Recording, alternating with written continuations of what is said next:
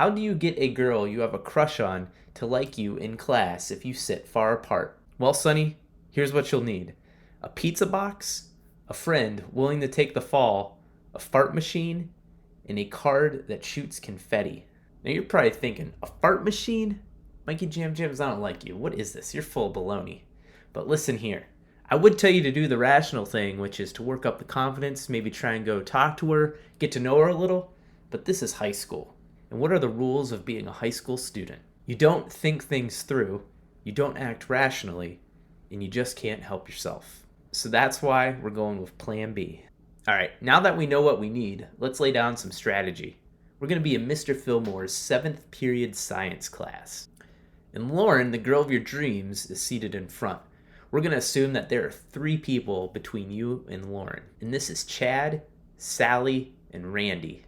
As they say, love is a battlefield, and these 3 people were unfortunately dealt the hand as simply being between you and love. Now let's start with Chad. 15 minutes in the 7th period, your fall guy is going to show up pretending to be a pizza delivery man.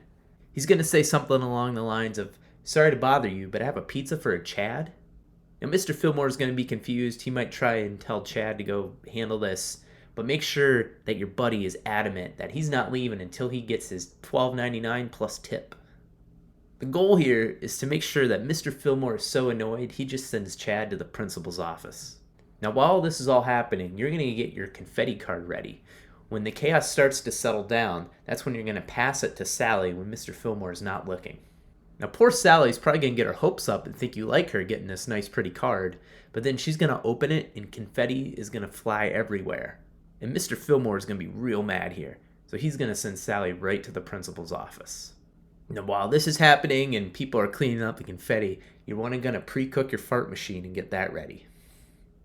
Mr. Fillmore is definitely agitated at this point and close to the edge, so you're going to want to invoke the fart protocol just when things seem like they're about to return to normal. The timing of this is absolutely crucial. And once you do, Mr. Fillmore will have had it and just immediately send Randy to the principal's office.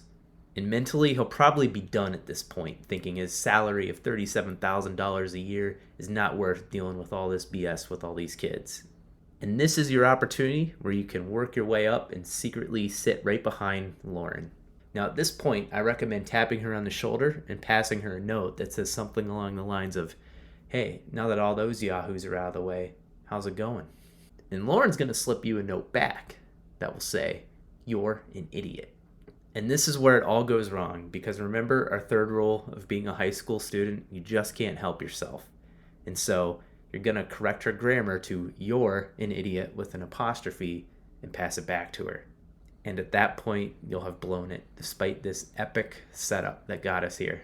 However, after class, the dark, mysterious girl will approach you. Back in my day, these were the emo girls. She'll come up and say something along the lines of, "I saw what you did in class. I thought that was hilarious." But you won't be sure if she actually thought it was funny, because she'll seem a little angry while she's saying it. But then she'll confuse you anymore by saying something cryptic like, "You want to blast MCR after school with me?" And not knowing that's a band, you'll say, "Sorry, I don't do drugs." And then unfortunately, you'll have blown another chance to get to know another girl. But I think that's the real lesson here today. Not every girl's going to like you, and you'll probably blow it with more girls often than not. But that's just the way it is. You see, you tried to talk to one girl, but in the process, you made her mad, you made Sally mad, you made both of their friends mad, and then you missed out on the chance to get to know the dark, mysterious girl. But that's all of us. You learn from each mistake so you know what to do and what not to do moving forward. For example, maybe next time I do something a little more mature, like maybe a whoopee cushion instead of a fart machine. Also, after all this, make sure to put a fruit basket or something on Mr. Fillmore's desk. This day of shenanigans is likely to have him have some serious conversations with his wife about switching careers so he doesn't have to deal with all these terrible children on a daily basis anymore. So show him some love, because he deserves it. And Sonny, good luck out there. Who knows? Yes, it didn't work out with Lauren, but maybe you'll meet a nice girl in detention. All right, you take care, and God bless.